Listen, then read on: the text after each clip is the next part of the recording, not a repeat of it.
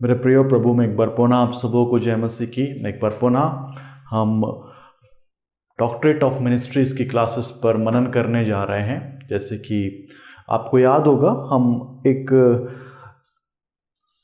Main मुख्य बिंदु पर मनन कर रहे थे जिसका नाम है मॉरल इश्यूज। और मॉरल इश्यूज के अंदर हमारा पहला सब टॉपिक बाइबल के ऊपर था। और बाइबल एक मॉरल इशू क्यों है, इस पर हम मनन कर रहे थे। और इसमें हमने दो कोर मुद्दे पर, दो बहुत ही ज़्यादा महत्वपूर्ण बिंदुओं पर मनन कर चुका है। और वो बिंदु थे, पहला था सामाजिक असंतुलन में बाइबल, और दूसरा था बाइबल के विवादित मुद्दे, जिनको हमने गहराई से मनन करा है पिछले दो वीडियोज़ में। आज की वीडियो में जो दो प्रश्न रह गए थे, जनरलाइज्ड टॉपिक हैं, और वो दो प्रश्न क्या थे? पहला था चर्च में बाइबल और दूसरा था ऐप में बाइबल। आज इस दो मुद्दे पर हम मनन करेंगे और समझेंगे इथिक्स किस प्रकार अप्लाई होता है चर्च में बाइबल या ऐप में बाइबल पर।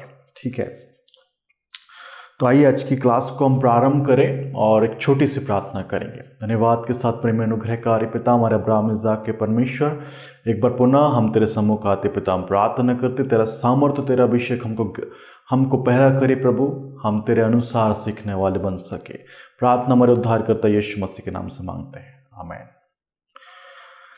तो मेरे प्रियो, हमने बाइबल की बहुत सी बातों पर पहले ही मनन कर लिया है, उन पर हम दोबारा नहीं जाएंगे। सीधे हम टॉपिक पर आते हैं, और टॉपिक क्या है हमारा? चर्च में बाइबल।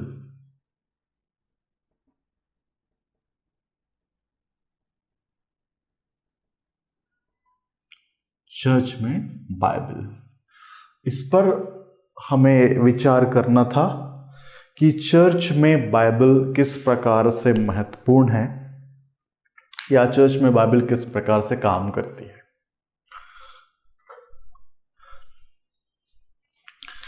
तो देखिए, चर्च में बाइबल बोलने से क्या अर्थ है, पहली बात तो ये समझते हैं। चर्च में बाइबल बोलने से अर्थ है कि जब भी हम किसी प्रार्थना सभा में जाते हैं, किसी मीटिंग में जाते हैं, ज़रूरी नहीं चर्च में ही जाएं, किसी के घर में जब घरेलू आराधना सभाएं होती है हम उसमें जाते हैं, किसी कॉन्फ्रेंस में जाते हैं, किसी कन्वेंशन में जाते हैं, इन सारी जगहों पे बाइबल के महत्व को देखा जाता है। ठीक है, क्योंकि जो भी हम कॉन्फ्रेंस, मीटिंग, सभाएं, जहाँ पर भी हम जा रहे हैं, वहाँ पे प्रचार किस चीज़ से होना है? केंद्र बिंदु है बाइबल। सारी बातें आपको बाइबल से ही बताई जाएंगी, सारी बातें बाइबल से रिलेट की जाएंगी। तो आप वहाँ पे बाइबल लेकर जाते हैं, है ना? इस बात से आपकी आत्मिकता को नापा जाता है। ठीक है, जैसे कि हर चर्च में पास्टर साहब, मान के चलिए 4 संडे में से 3 संडे तो ये बात पूछते ही होंगे, मैक्सिमम पासवान पूछते हैं कि क्या आपने बाइबल लाई है या नहीं लाई है। ठीक है, लाई है बहुत अच्छा है, नहीं लाई है तो वो कुछ ना कुछ आपको इन रिटर्न जरूर बोलेंगे। ठीक है, अब ये बात कितनी सही है कि हम किसी के बाइबल लाने या ना लाने से उसकी आत्मिकता को नाप रहे हैं, विशेष करके आज के दिन सोचने का मुद्दा ये है। ठीक है, हम बाइबल को आत्मिकता से रिलेट करने लगे हैं। ठीक है, और ये आत्मिकता से हम जब बाइबल को रिलेट करने लगे हैं तो ये एक सोचने का गहन मुद्दा बन चुका है। क्योंकि अब क्या करेगा, अब ये चीज़ें लोगों में एक असंतुलन को पैदा करेंगी। कैसे पैदा करेंगी? जो बाइबल लाएगा वो ये इस बात पर विश्वास करेगा कि मुझसे ज़्यादा आत्मिक कोई नहीं हो सकता। क्यों? क्योंकि पास्टर साहब बाइबल लाने वालों की प्रशंसा करेंगे, तो वो ऐसे ही फूल जाएगा बाइबल लाने से।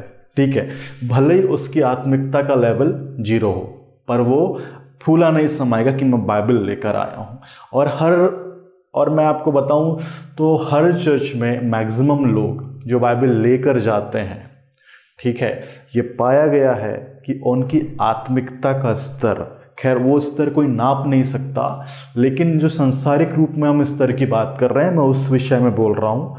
उनकी आत्मिकता का स्तर आम तौर पर वो लोग जो बाइबल शायद नहीं लाते, किसी वजह से चर्च नहीं आ पाते, उन लोगों से भी कम होता है। ठीक है। अब आप सोचेंगे कि डिफेंसिव या ऑफेंसिव हो के इस बात को लेकर कि मैं ऐसा क्यों बोल रहा हूँ, ऐसा क्यों कह रहा हूँ, ठीक है।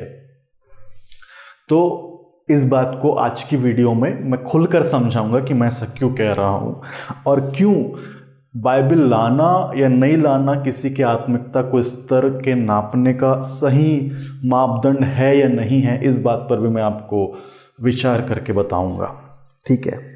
सबसे पहली चीज, ये आत्मिक स्तर क्या है ना, इसको समझते हैं।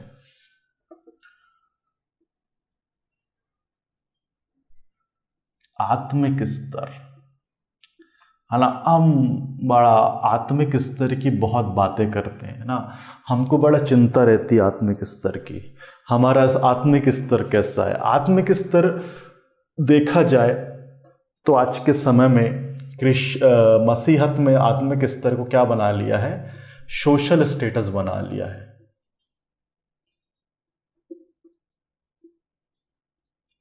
मतलब कोई अगर मतलब मान लीजिए बहुत प्रार्थना करता है, बहुत अन्य भाषा बोलता है ना, हर संडे चर्च में आता है, हर मीटिंग में आता है और किसी भी आत्मिक सभा में जाने से नहीं चूकता, चर्च के हर काम में, हर चीज़ में एक्टिवली पार्टिसिपेट करता है, चर्च का एक बहुत ही ज़्यादा माननीय दान देने वाला, दशमांश देने वाला, चर्च को हर तरह से सपोर्ट करने वाला सदस्य है, तो हम उसे आत्मिक मानने लगते हैं, ठीक है। और उसके आत्मिकता के स्तर को हम एक सोशल स्टेटस दे देते हैं। मतलब उस व्यक्ति की बड़ी पूछ होने लगती है चर्च में, है ना। दूसरे को पूछा जाए या ना पूछा जाए, पर वो बंदा जैसे ही आएगा पादरी साहब उसी को नोटिस करेंगे, ठीक है। चर्च की कलीसिया के लोग उसको नोटिस करेंगे, उसके घर में क्या हो रहा है लोग उसको नोटिस करेंगे, उसके माता पिता, उसके भाई बहन क्या कर रहे हैं लोग उसको नोटिस करेंगे। तो कुल मिला के अगर आप बहुत ज़्यादा आत्मिक है ना, तो आपका सोशल स्टेटस आपके चर्च में बहुत ज़्यादा मानने लगते हैं लोग, ठीक है। और ये कड़वा सच है जो मैं आपको कहूँ कि जो सबसे ज़्यादा चर्च को दान देता है ना, सबसे ज़्यादा पैसे कमाता है, गवर्नमेंट जॉब पर है या बड़ा बिजनेसमैन है जो चर्च को सबसे ज़्यादा आमदनी देता है, उसका सोशल स्टेटस ऑटोमेटिकली चर्च में बहुत ज़्यादा बढ़ जाता है। कलीसिया, पास्टर की कमेटी, कुछ भी बोलो, जो पैसा ज़्यादा देगा उसको ज़्यादा पूछते हैं। ये हर चर्च का हाल है, किसी एक चर्च की बात नहीं है, ठीक है। तो क्या किसी का दान देना, है ना, दान करना, ये किसी के आत्मिक स्तर को बढ़ा या घटा सकता है? मतलब अगर कोई दान ही नहीं दे पाता है चर्च को, तो आप क्या उसको बिल्कुल भी आत्मिक नहीं समझेंगे, घृणित समझेंगे। आज के चर्च करप्शंस में डूबे हैं, है ना। इस बात का सबूत है जो केसेस अभी आपको सुनने में मिल रहे होंगे, पेपरों में पढ़ने को मिल रहे होंगे, है ना, नई नई कहानियां सुनने को मिल रही है। ये इस बात का सबूत है कि हमारे चर्चेज, हमारी कलीसियाएं किस प्रकार भ्रष्टाचार में डूब चुकी हैं। और ये भ्रष्टाचार क्यों है? इन दानों की वजह से है। इन दानों की वजह से ही चर्चेज में भ्रष्टाचार बढ़ रहा है मेरे प्रियो, है ना। और इस भ्रष्टाचार का कारण है कि चर्च की आत्मिकता जो कि चर्च में होना चाहिए, चर्च की या संस्था की, ये आत्मिकता एक बहुत बड़े खतरे में है, ठीक है। या तो खत्म होने पर है या बिल्कुल बहुत कम हो चुकी है, अब खत्म ही हो जाएगी समझ लीजिए, ठीक है। क्यों है? क्योंकि हम दान के ऊपर, पादरी साहब दान के ऊपर, चर्च के लोग दान के ऊपर डिपेंडेंट होना शुरू हो गए, ठीक है। इस चीज़ के ऊपर हम अपने आत्मिक स्तर को डिपेंड करने लगे, ठीक है। इसलिए ये दिक्कतें बढ़ती जा रही हैं। आत्मिकता का स्तर, हम सोशल स्टेटस जो कह रहे हैं ना, ये सांसारिक रूप है। ये एक संसारिक रूप है। ये जो हम नाप रहे हैं ये एक संसारिक रूप है। इसका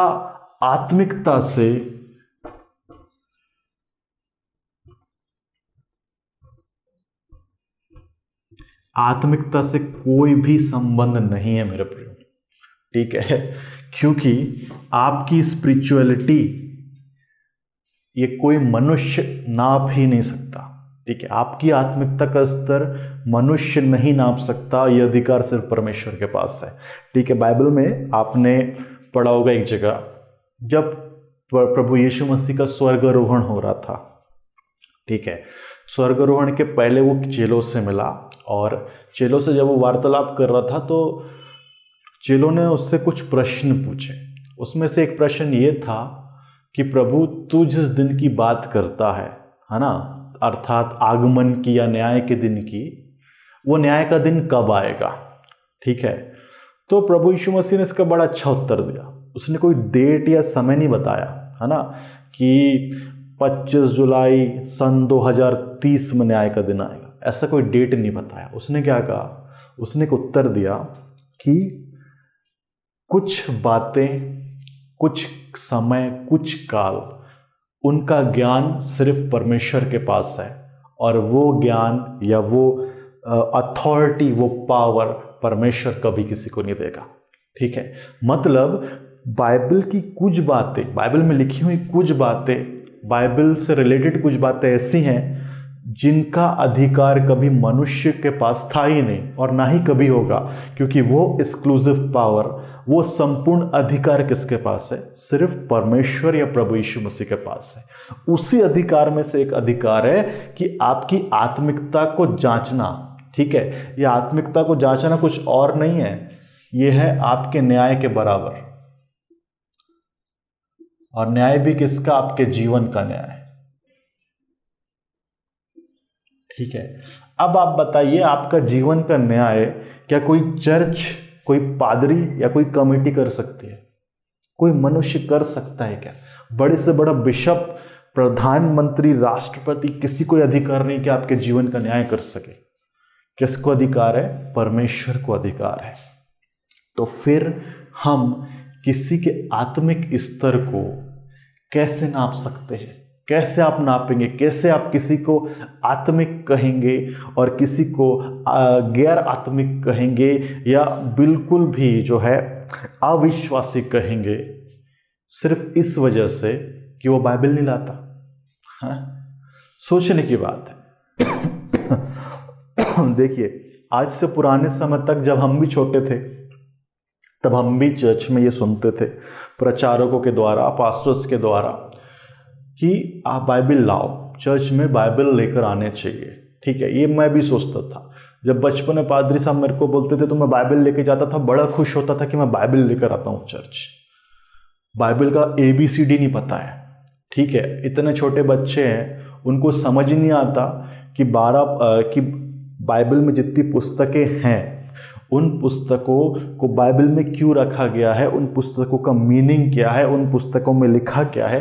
एक छोटे बच्चे को ये नहीं पता होता है, लेकिन सिर्फ इस बात से खुश हो जाता है कि मैं बाइबल लेकर आया हूँ, इस वजह से मेरी प्रशंसा हो रही है। इस प्रशंसा का कोई मतलब नहीं है।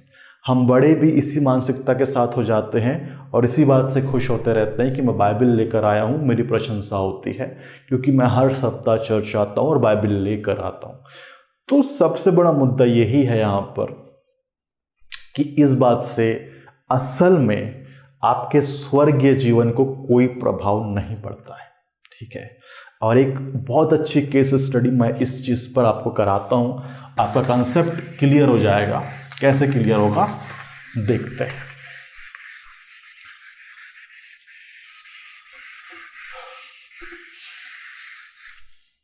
ठीक है, केस स्टडी पढ़ते हैं चर्च में बाइबल पर।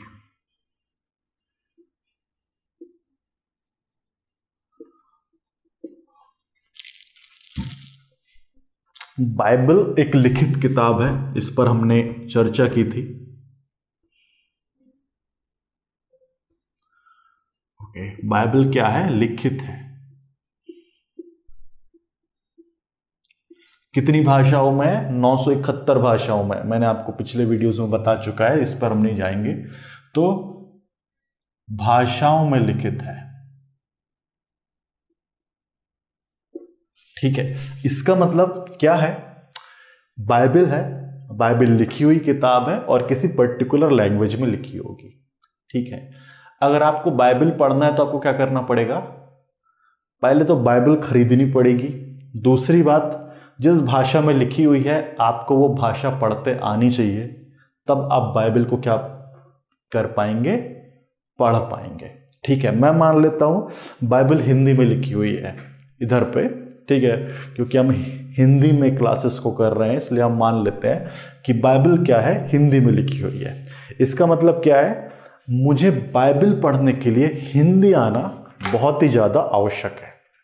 अगर मुझे हिंदी ही नहीं आएगी तो मैं बाइबल को खरीद तो लूँगा, उसको रख के कोई मतलब नहीं है, क्योंकि मुझे हिंदी नहीं आती है, ठीक है। तो आप बताइए, आपके चर्च में कुछ ऐसे लोग होंगे जो अनपढ़ हैं,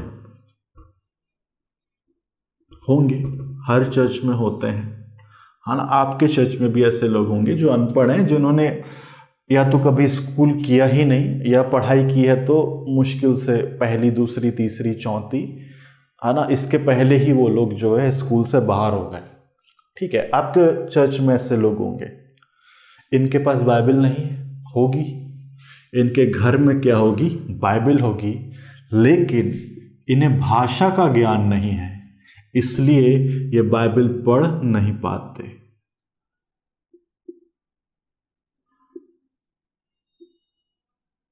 क्यों?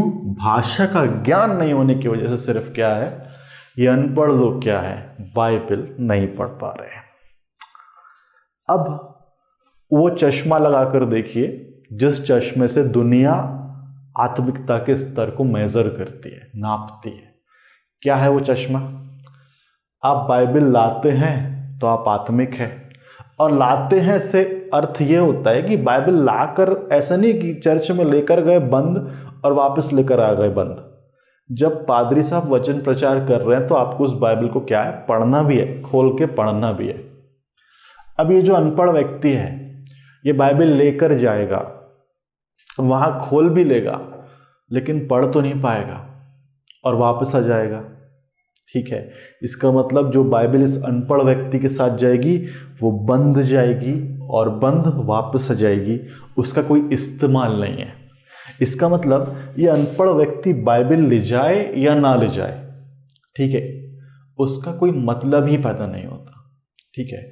अब जब इस अनपढ़ व्यक्ति का बाइबल ले जाने या ना ले जाने से कोई मतलब ही पैदा नहीं होता, तो बाइबल का इसके जीवन में क्या इस्तेमाल है?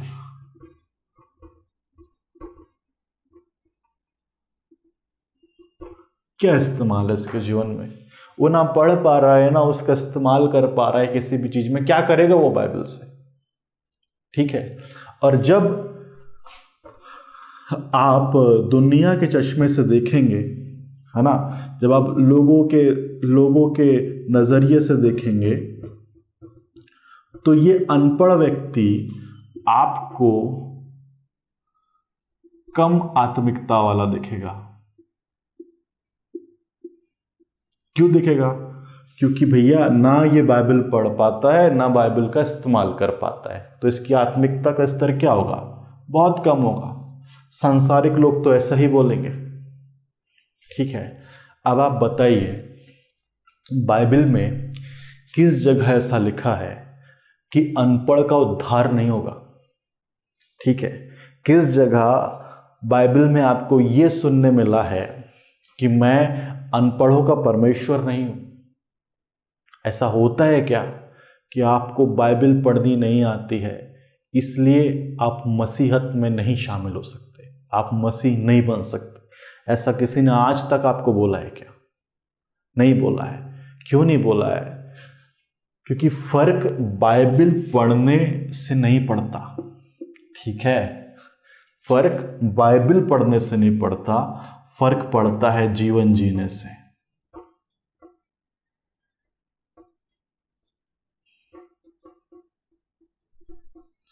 फर्क पड़ता है जीवन जीने से, और किसके अनुसार? परमेश्वर के अनुसार।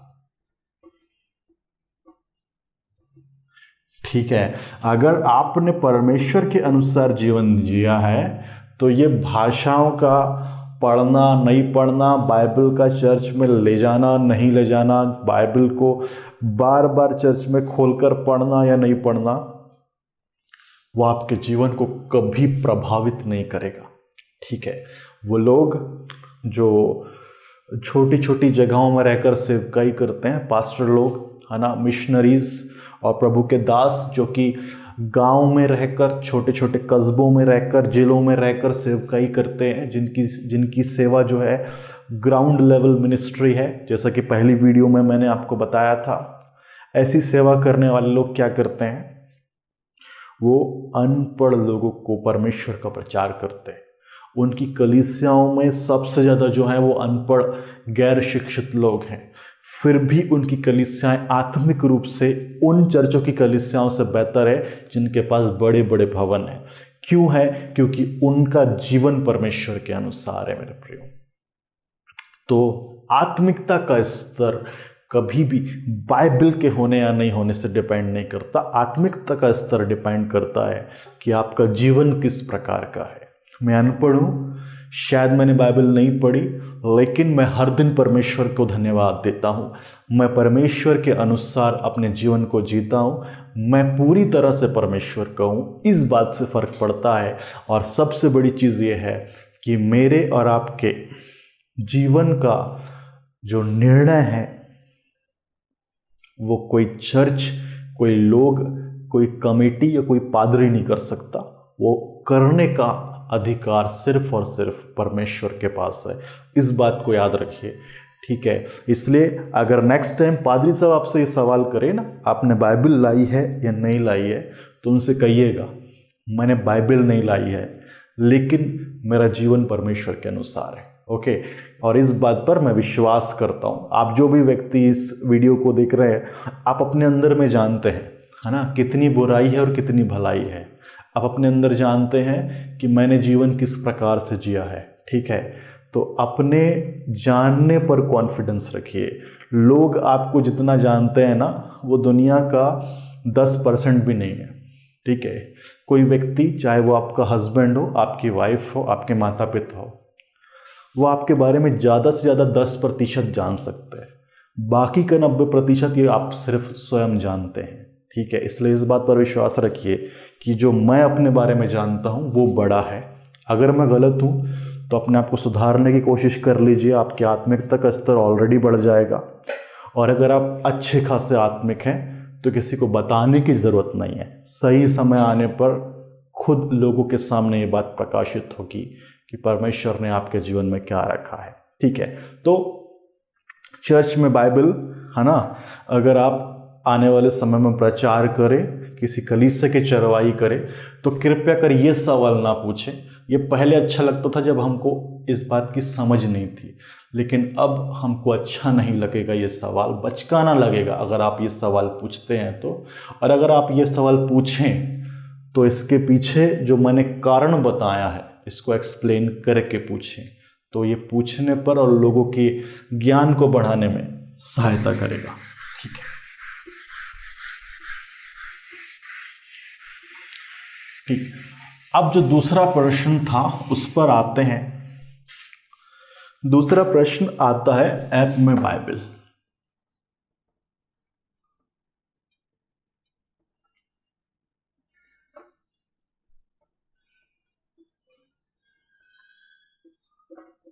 ओके, ऐप में बाइबल, है ना। पहला प्रश्न ये पूछा जाता है कि आप बाइबल लेकर आए हैं। नहीं लेकर आए हैं तो ऑब्वियसली आपके पास एक फ़ोन होगा, स्मार्टफोन होगा। ठीक है, इसमें बाइबल का एक ऐप होगा, हिंदी बाइबल का ऐप होगा।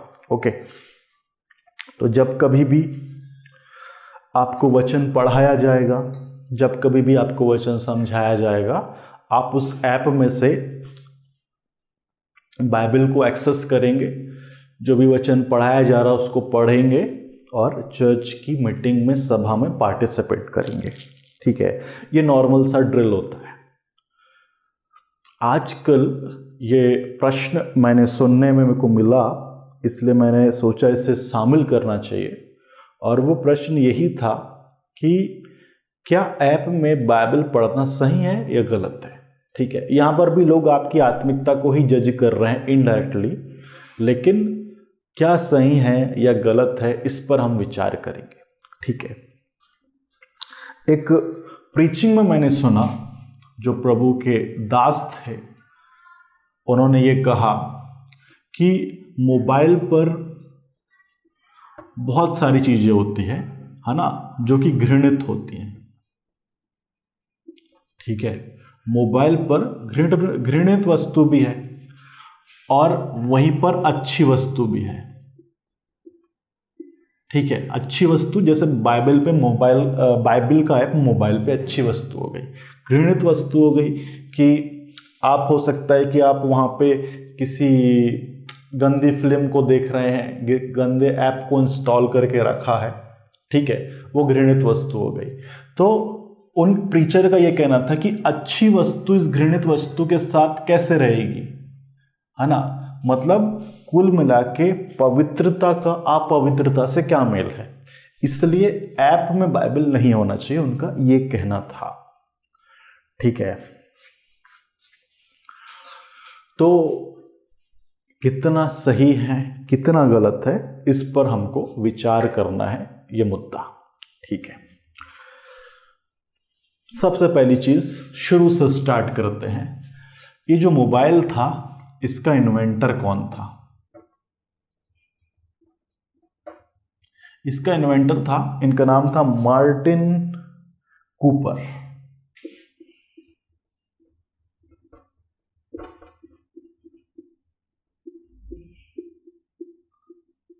मोबाइल फोन के इन्वेंटर का नाम क्या था, मार्टिन कूपर। बीच बीच में आपको जनरल नॉलेज देते रहता हूं मैं, इसलिए इसको लिख लीजिएगा, क्योंकि कहीं ना कहीं अगर आप किसी कॉम्पिटिटिव एग्जाम की तैयारी करते हैं तो उसमें भी आपको काम आएगा। ठीक है, इसने कौन सा मोबाइल बनाया था, मोटरोला।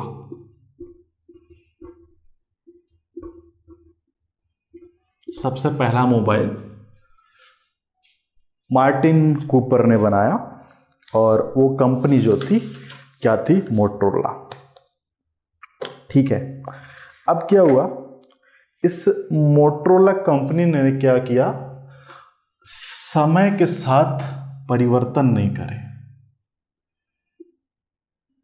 है ना। समय के साथ परिवर्तन नहीं किया इस मोटरोला कंपनी ने, है ना। इसके बाद नई नई कंपनी आ गई, LG आ गया, नोकिया आ गया, सैमसंग आ गया। एक समय में, है ना, नोकिया बहुत फेमस था। आज सैमसंग और एप्पल, है ना, ओप्पो, ये सब आजकल इनका जमाना है। क्यों है, क्योंकि इन्होंने क्या किया, समय के साथ अपग्रेड किया अपने आप को, परिवर्तन के युग में अपने आप को परिवर्तित किया, टेक्नोलॉजी को एडवांस किया, आज लीडिंग में है। ठीक है, बात कहाँ से स्टार्ट हुई, बात स्टार्ट हुई थी एक बंदे से। ठीक है, इस बंदे का नाम था मार्टिन कूपर, जो कि पेशे से एक मसीही बंदा था। ठीक है, एक अच्छा वैज्ञानिक था, अच्छा सॉफ्टवेयर डेवलपर था, सॉफ्टवेयर हार्डवेयर दोनों डेवलपर था। और इन्होंने क्या किया, मोटरोला कंपनी का पहला मोबाइल लॉन्च किया। एक बात बताइए, इस बंदे ने मोबाइल क्यों बनाया होगा, ऐसे ही हवा में बन गया? नहीं, मोबाइल को बनाने के पीछे भी तो लॉजिक था। क्या लॉजिक था, कि हमें अपनी ज़रूरतों का समाधान मिल सके। ठीक है, एक ज़माना था जब आप घर पे बैठे बैठे ट्रेन का टिकट बुक नहीं कर सकते थे, आपको रेलवे स्टेशन जाना पड़ता था। ठीक है, एक ज़माना था जब आपको बिजली का बिल अगर पेमेंट करना है तो बिजली के ऑफिस में के बाहर जाकर लाइन में लगना पड़ता था।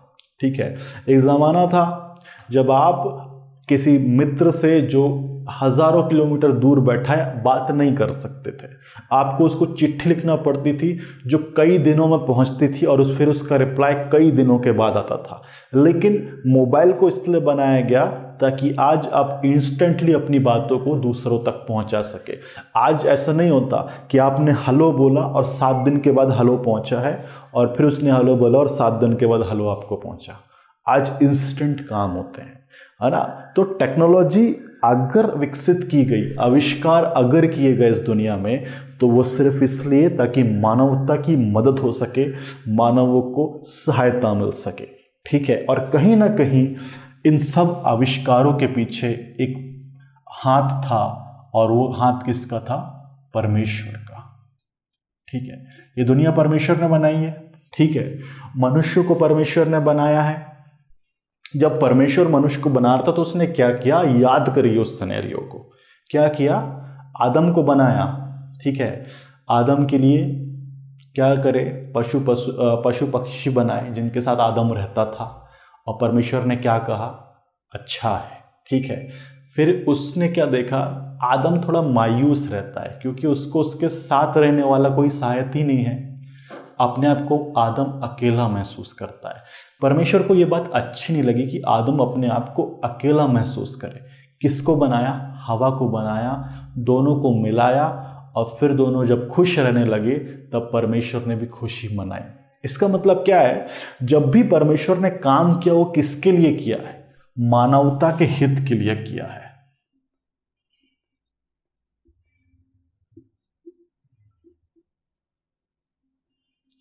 है ना। वो हमको बना के भूल नहीं गया, है ना।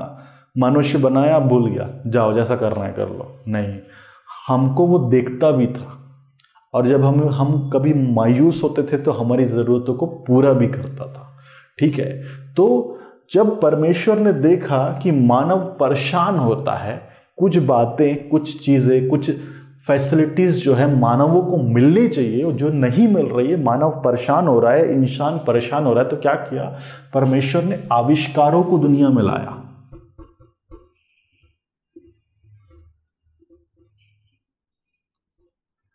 इन आविष्कारों के द्वारा ही आज हम लाइट को देखते हैं, मोबाइल को देखते हैं, कैमरे को देखते हैं, कंप्यूटर यूज करते हैं। किससे आया? इन आविष्कारों से आया। किसका हाथ था? परमेश्वर का हाथ था। किसके लिए? इंसानियत के हित के लिए, ठीक है।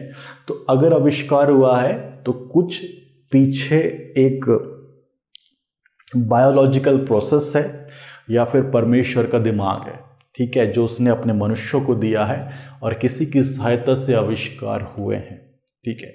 आप ये नहीं कह सकते कि आविष्कारों की वजह से पाप आया, ठीक है। जो लोग ये कोटेशन कोट करते हैं, है ना, कि आविष्कारों की वजह से पाप आया, वो गलत है। जैसा कि ये प्रभु के दास वहां पे कोट कर रहे थे, ठीक है। देखिए, मोबाइल आपके अच्छे के लिए आपको दिया गया, इंटरनेट आपके अच्छे के लिए आपको दिया गया। अगर आप उसका गलत उपयोग करते हैं तो पाप आप अपने अनुसार अपने जीवन में ला रहे हैं, वो किसी आविष्कार की वजह से नहीं आ रहे हैं, ठीक है। तो अच्छी चीज़ें रखना, बुरी चीज़ें रखना, ये आपका स्वयं का सोच है, आपका स्वयं का अधिकार है, कोई इस पे हस्तक्षेप नहीं कर सकता, ठीक है। आपके मोबाइल पे गलत बात है, इसके लिए मार्टिन कूपर जिम्मेदार नहीं है, ठीक है, कि उसने मोबाइल बनाया था, उसमें घृणित वस्तु आ गई, इसके लिए मार्टिन कूपर की जवाबदारी नहीं है, ना कि वो जिम्मेदार है, ठीक है, ना कि आविष्कार जिम्मेदार है। जिम्मेदार कौन है? मैं और आप जिम्मेदार हैं, ठीक है। हमारे हाथ में है ये चीज़ कि हाँ अपने मोबाइल में किस प्रकार का कंटेंट रखते हैं, देखते हैं, सीखते हैं, सिखाते हैं, ठीक है। गलत सिखाएंगे, परमेश्वर आपका न्याय करेगा।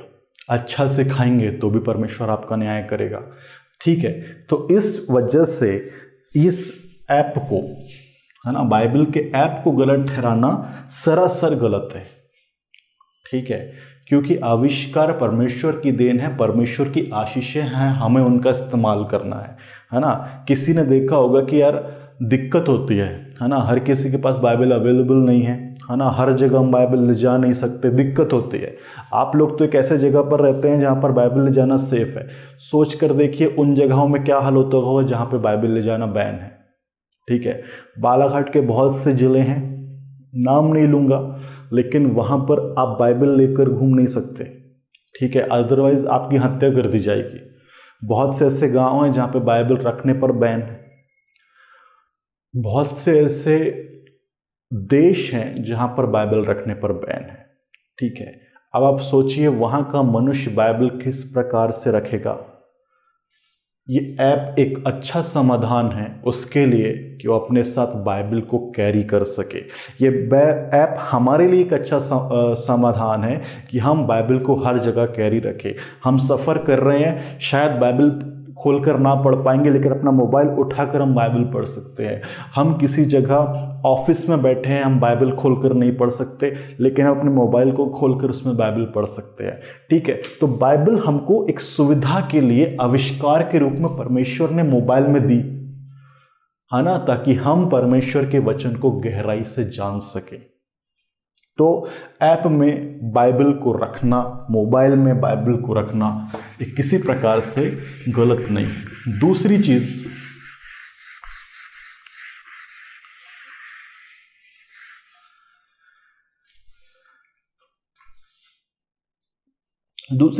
अगर मैं आपसे कहूँ, आप अगर ये बोलते हैं कि नहीं भाई आपके पास बाइबल है तो आपको बाइबल ही लेके आना चाहिए चर्च में, बाइबल से ही आपको करना चाहिए, ऐसा है वैसा है, तो मैं आपको एक चीज़ और कहूँगा। आपने आजकल देखा होगा बहुत ट्रेंड चल रहा है बाइबल वर्सेस का,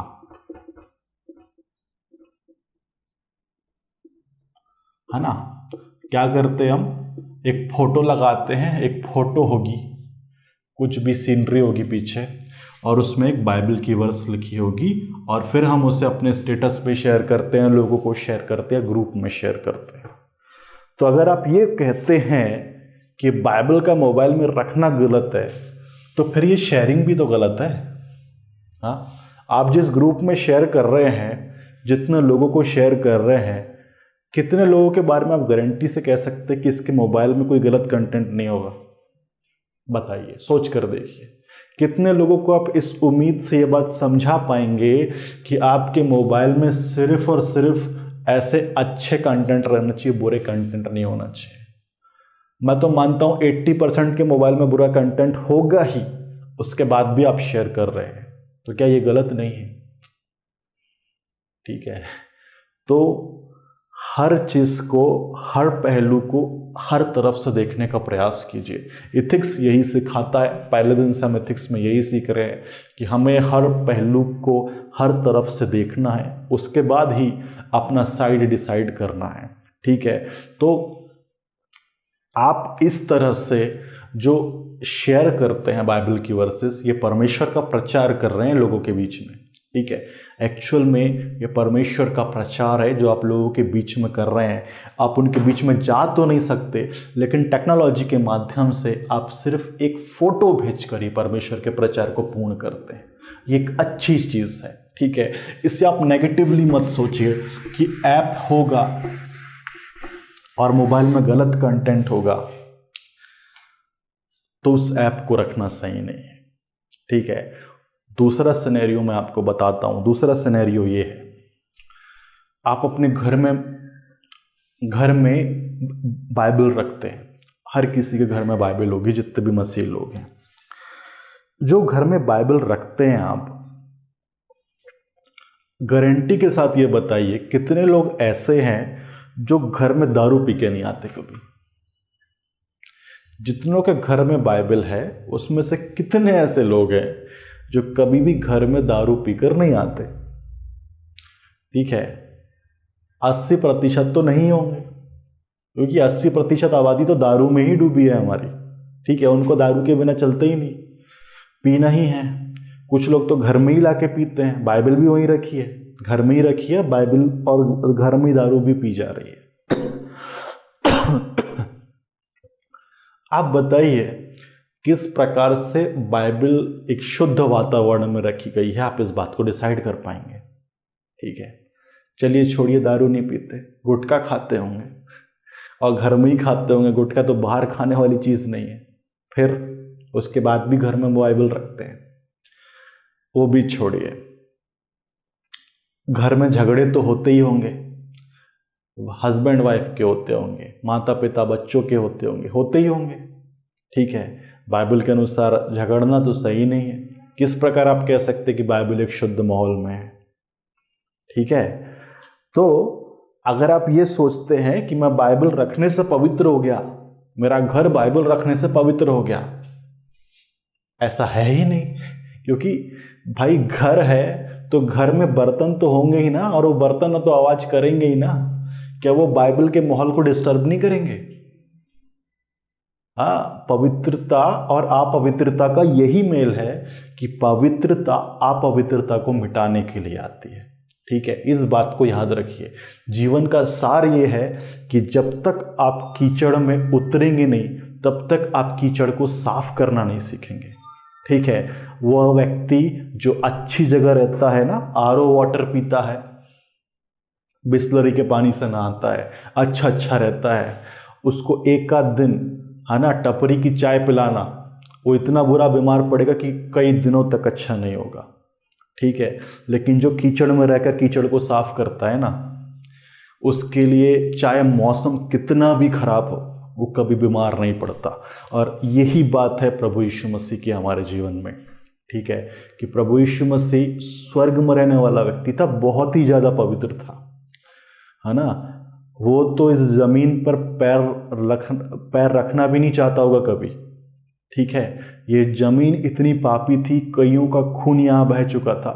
प्रभु यीशु मसीह इतना पवित्र व्यक्ति यहाँ पैर ही नहीं रखता। क्यों रखा? क्योंकि हमारे गुनाहों को साफ करने के लिए आया था, हमें पवित्र बनाने के लिए आया था। वो कीचड़ में उतरा था ताकि हमारा कीचड़ साफ कर सके। ठीक है, तो मोबाइल पर एक ऐप के होने की वजह से, बाइबल होने की वजह से बाइबल घृणित नहीं होती। ठीक है, बाइबल अपने आप में पवित्र है, वो दूसरों को भी पवित्र बनाने की क्षमता रखती है। तो इस मानसिकता से आज़ाद होकर सोचिए। ठीक है, एक आविष्कार हमें दिया गया है ताकि वो हमारी आत्मिकता को बढ़ा सके, ना कि वो आविष्कार हमारे आत्मिक लेवल को दर्शाता है। इस बात पर फोकस्ड रहिए। ओके, तो दूसरी चीज़, ऐप में बाइबल, उसका अर्थ यही है कि ऐप में बाइबल हमें इसलिए दी गई है ताकि हमारी आत्मिक ग्रोथ हो सके। ये एक आविष्कार है जो कि हमारे जीवन को बाइबल पढ़ने के लिए इजी बनाने के लिए हमें दिया गया है। ओके, इस बात को याद रखिए। तो यहाँ पर हमारा ये बाइबल वाला जो मुद्दा है वो समाप्त होता है, मॉरल इश्यू है जो बाइबल का, वो समाप्त होता है।